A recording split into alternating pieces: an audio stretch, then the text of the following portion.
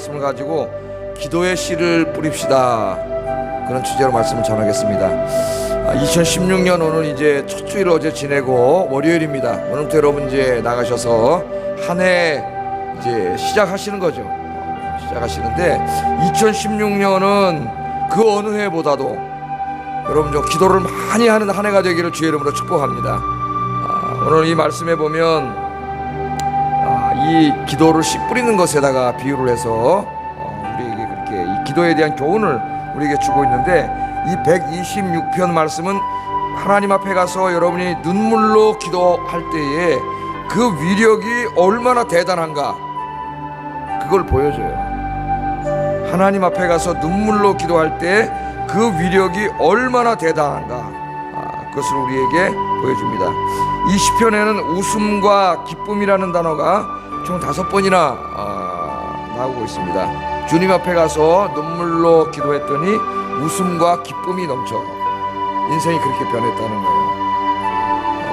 웃을 일이 없는 인생이었는데 민족적으로나 개인적으로나 하나님 앞에 가서 눈물로 기도했더니 웃음과 기쁨이 넘쳤다, 그렇게 이야기하고 있습니다. 여러분 2016년 오늘 이제 오셔가지고 여러분 마음에 간절한 소원이 있습니까? 예? 마음에 간절한 소원 한번 생각해 보세요. 여러분 뭐가 이렇게 꼭 이루어졌으면 좋겠어요? 2016년에 저도 마음의 소원이 있습니다. 간절한 마음의 소원이 있고 그것을 위해서 기도합니다. 기도할 때 좀 그런 간절한 마음의 소원을 가지고 기도하는 게 중요해요.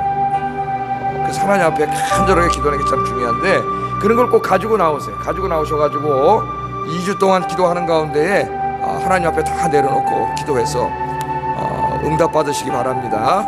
기도하면 반드시 하나님이 응답을 해주세요. 그래서 오늘 믿음이 없는 사람들이 아무리 설교해도 기도를 안 하니까 씨 뿌리는 데다가 비유했어요. 그건 누구나 알잖아요, 그죠?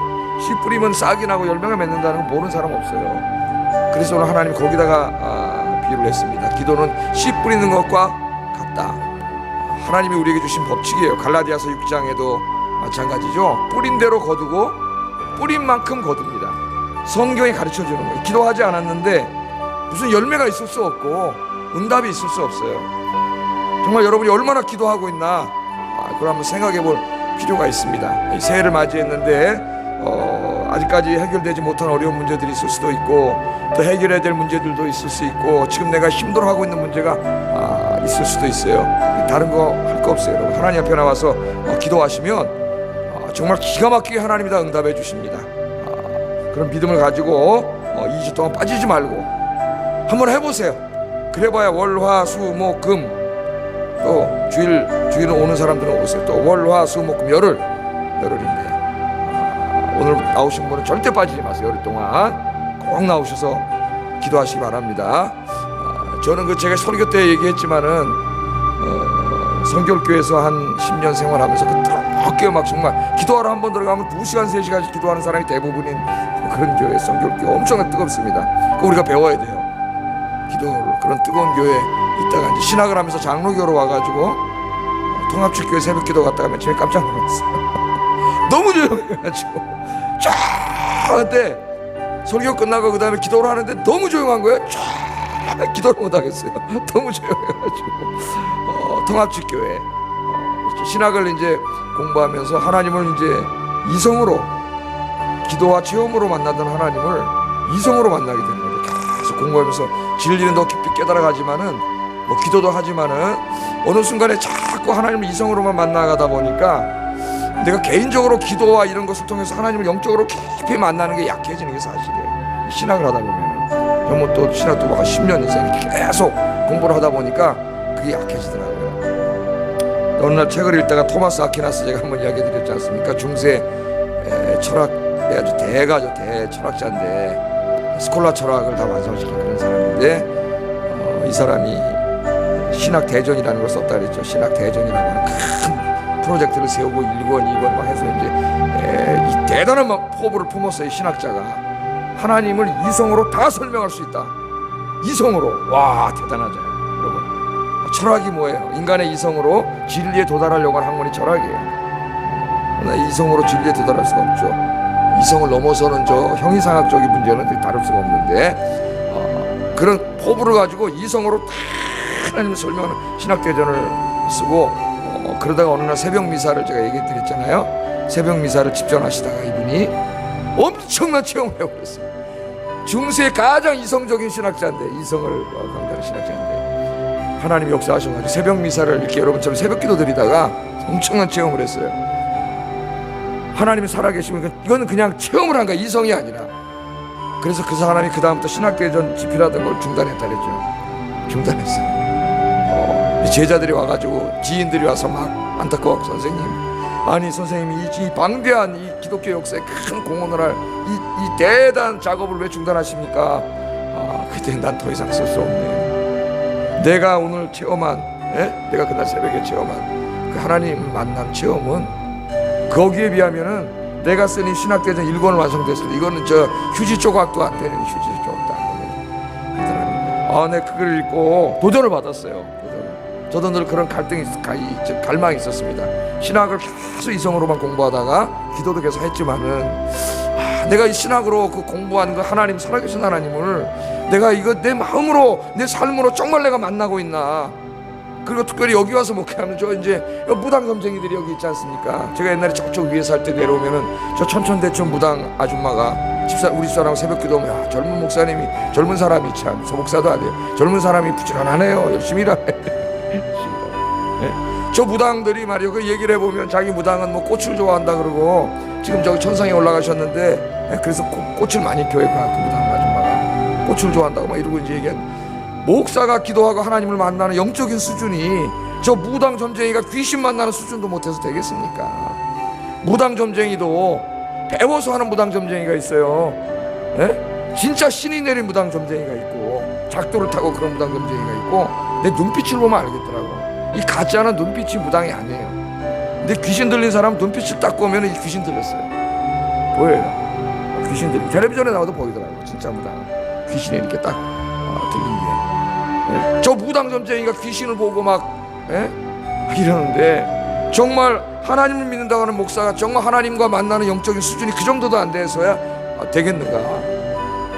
그래서 기도하는 거예요. 하나님을 정말 체험하고 만나고. 여러분, 2016년에는 제가 좀 우리 성도님들이 좀 하나님을 이렇게 너무 피상적으로만, 이성적으로만 그렇게 만나면 변하지 않고, 사람도 변하지 않고, 여러분도 변하지 않고요, 성품도 인격도 안 변해요. 정말 깊이 이 2주 동안에 이 갈망을 갖고 기도해 보세요. 하나님을 내 인격 속에 깊이 체험하는, 아니 우리 예수 믿는 사람 무당 점쟁이만도 못해서 되겠습니까? 여러분, 살아계신 하나님 믿는 여러분들이 깊이 체험하는 한 해가 되게 해달라고 여러분 기도하세요. 살아계신 하나님 만나시기를 주의 이름으로 축복합니다. 하나님은 살아계시니까. 오늘 저 1절에 보니까요, 이렇게 말씀을 해요. 여호와께서 시온의 포로를 돌리실 때 우리는 꿈꾸는 것 같았도다, 이렇게 말합니다. 거기다 한번 줄 쳐보세요. 꿈꾸는 것 같았도다. 제가 아까 물어봤잖아요. 2016년에 여러분 마음에 꼭 이루어졌으면 하는 갈망이 있냐고. 그거 오늘 기도하세요. 오늘 첫날이니까 그거 놓고 기도하세요. 저희도 옛날에, 저도 그런 적이 있었는데, 우리 아이들, 여러분 잘 알죠? 우리 아이들 공부 열심히 했지만 또 실패할 때도 있고, 그래가지고 실패하고 아이들이 힘들고 다 힘들어요. 그래서 어떻게 할까 하다가 아이들을 데리고 저 오산이 기도원에 올라가가지고 겨울에 추운데 거기 쫙 국기 올라간 팔각정이 하나 있다고, 팔각정에 들어가가지고 내 식구가 가서 하나님 앞에 기도하고 그래, 하루를 시작하자. 기도를 하면서 그런 적도 있고, 또 지한이 군대 가고 오는데 지금 실패해가지고 또 너무 힘들어하고 그러길래 데리고 저 어디 강원도 가지고 숙소에 있다가, 야, 기도하러 왔는데 기도하러 나가자. 바깥에 나가면 겨울에 찬바람 쌩쌩 부는 나오는데 그 밤중에 저 밑에 내려가지고 이 오리털 뒤집어 쓰고 주님 앞에 애들하고 같이 기도한 적도 있고. 난 여러분에게 추천합니다. 엄마 아버지 그렇게 하세요. 애들 데리고 한번 가세요. 여기 저 1시간이면 가요. 1시간이면 가요. 한 50분이면 가요. 가서 그거 다 무덤가 올라가가지고 애들 데리고 한번 여기 이런 큰 애를 좀 기도하면서 한번 시작도 해보고. 그래서 우리 인생을 이 험난한 겨울 같은 인생, 뭐 우리 인생 계속 지속될지도 모르는데 여기에 내 힘으로 살아갈 수 없다는 걸 가르쳐줘야 돼. 애들에게 기도하자. 우리가 하나님이 도와주셔야 된다. 하나님이. 그 이후에 참 놀라운 하나님 체험을 많이 했습니다. 제가 말할 수는 없지만은 하나님의 체험을 많이 했습니다. 하나님의 체험. 오늘 여기 보니까요, 시온의 포로를 돌리실 때 우리는 꿈꾸는 것 같았다 그랬어요. 이 말이 너무 가슴에 오지 않습니까? 꿈꾸는 것 같았다. 여러분, 너무 내가 기대하고 너무 갈망하고 너무 소망하던 일이 어느 날 갑자기 팍 이루어졌어요. 그럼 여러분 어떻게 표현을 합니까? 우리나라 말로는 이거 꿈이야 생시야, 그러죠? 이거 꿈이면 어떡하지? 그러지 않습니까? 이거 꿈이면 어떡하지? 그래가지고 막 어떻게 해요? 꼬집어 보잖아요. 아파. 그럼 이거 꿈이 아니구나, 이거 진짜구나, 그러잖아요. 오늘 이 말씀이 그런 말씀이에요. 우리 사람들에게 그들이 마음에 정말 갈망하던 게 있었어요. 시온의 포로를 돌리실 때 그게 뭡니까? 나라를 뺏겼잖아요. 70년 동안 나라가 없습니다.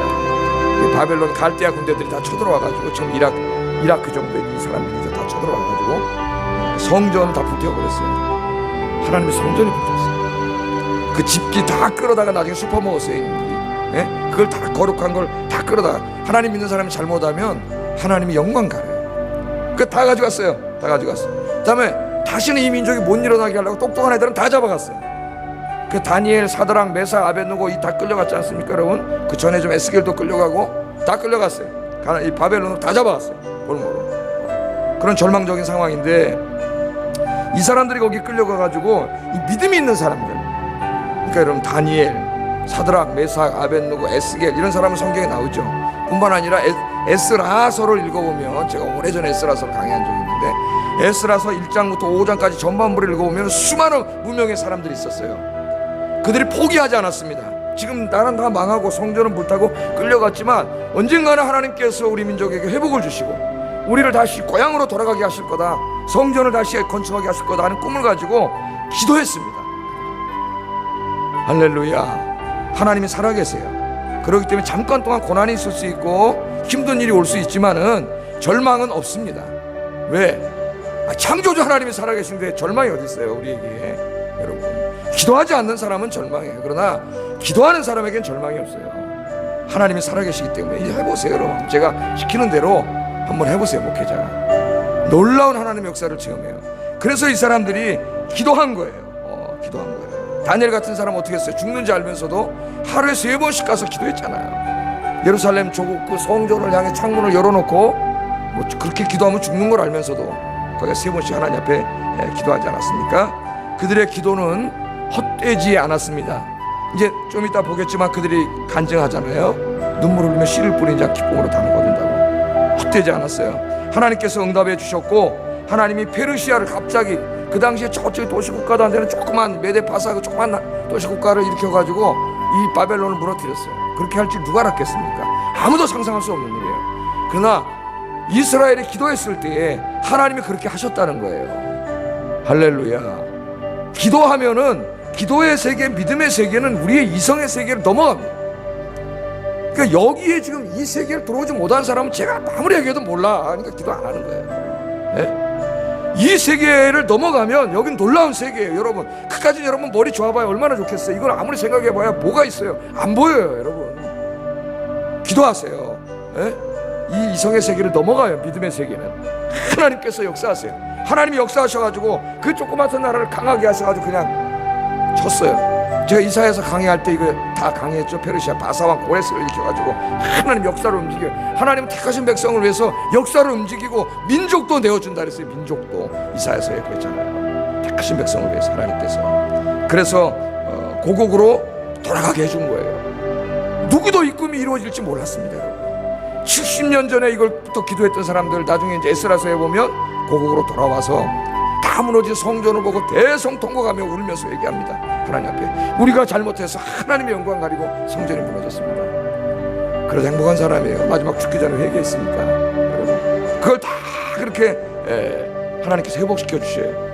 성경 여러분 에스라서도 참 한번 읽어보세요. 자, 이런 일이 정말 이루어질 것 같지 않았던 이 일이 정말 기도하니까 이루어졌습니다. 꿈만 같은 일이 이루어졌어요. 할렐루야. 여러분, 기도하면은 정말 꿈만 같은 일이 이루어지는 역사가 일어납니다. 이게 꿈이냐 생시냐, 이게 진짜냐, 그런 일이 벌어진다는 거예요. 오늘 그걸 보여주는 거예요. 여호와께서 시온의 포로를 돌리실 때에 우리는 꿈꾸는 것 같았도다. 이게 꿈이야 생시야, 정말 이런 일이 일어나네. 여러분, 꿈은 반드시 이루어집니다.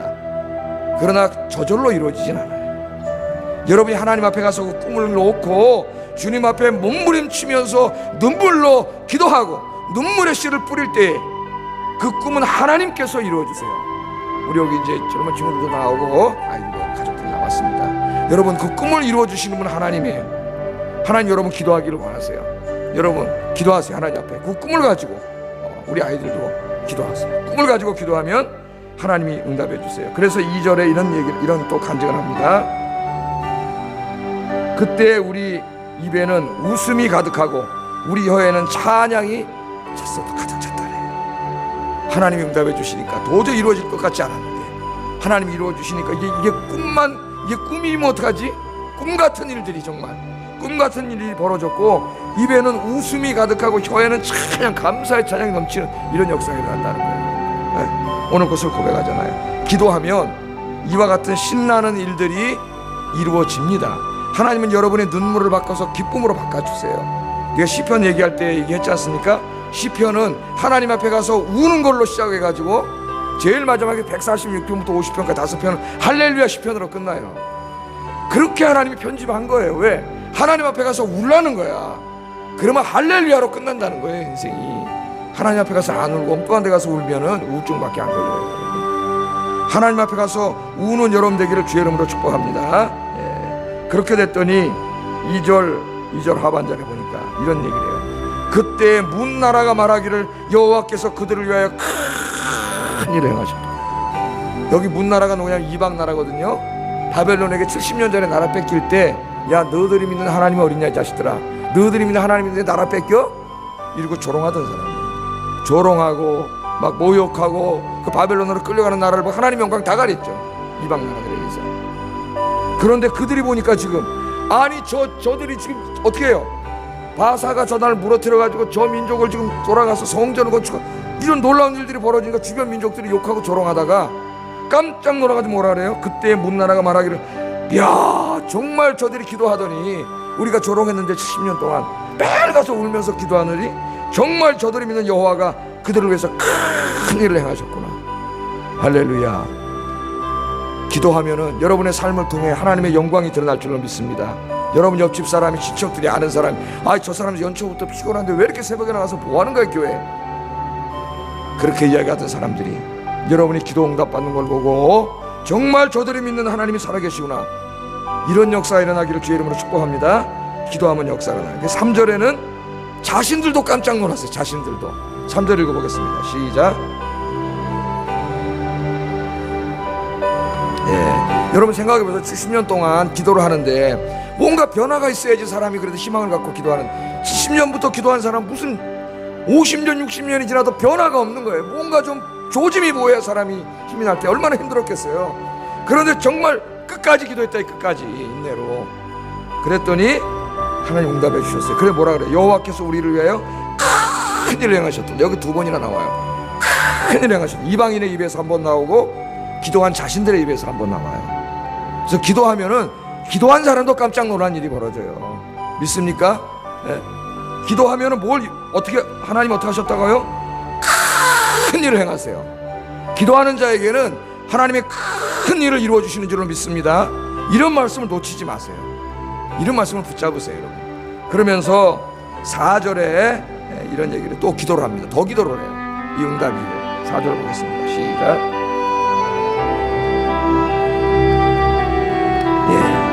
바사를 일으켜서 바벨론을 무너뜨리고 자기들 예루살렘으로 돌아가기. 에스라서 1장 읽으면 한 5만 명 정도가 돌아옵니다. 돌아와서 하나님의 성전을 그들이 세우고 하나님의 성전을 지어요. 그러나 아직까지 모든 게 아직 완성되지 않았어요.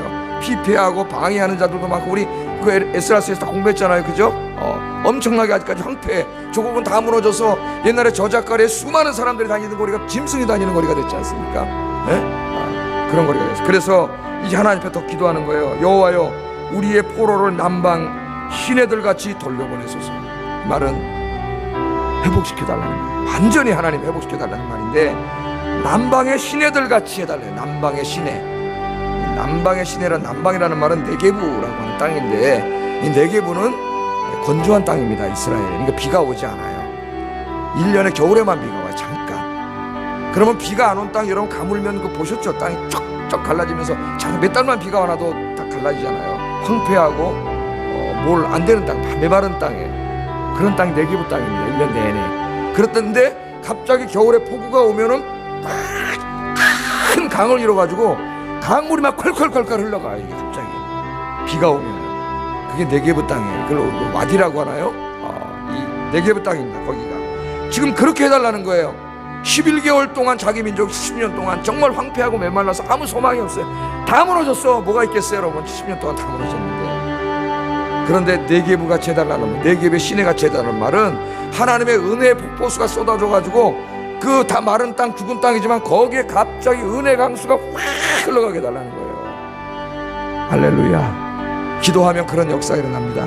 여러분 기도하세요. 내 인생이 메마르고 황폐했습니다. 하나님, 아무리 눈을 뜨고 바라봐도 희망이 보이지 않습니다. 그러나 오늘 말씀에 의지해서 기도합니다. 내 인생을 네게브 땅의 시냇물같이 그렇게 바꿔주시옵소서. 그럼 메말랐어요. 금이 쪽쪽 갔어요. 아무것도 없지만 어느 날 여러분 기도하면 하늘의 은혜의 폭포수가 확 여러분이 넘치면 여러분 육신도 가정도 건강 모든 부분에 놀라운 회복이 일어나는데, 여러분 이번 기도의 시간에 그런 모든 것을 체험하시기를 주의 이름으로 축복합니다. 그렇게 하면서 그 모든 일들을 다 체험한 사람이 마지막 이런 얘기를 우리한테 하시는 말씀이에요. 뭐라느냐, 이걸 다 체험하려면, 이 은혜를 체험하려면 어떻게 되느냐. 5절 6절 읽어보겠습니다. 시작.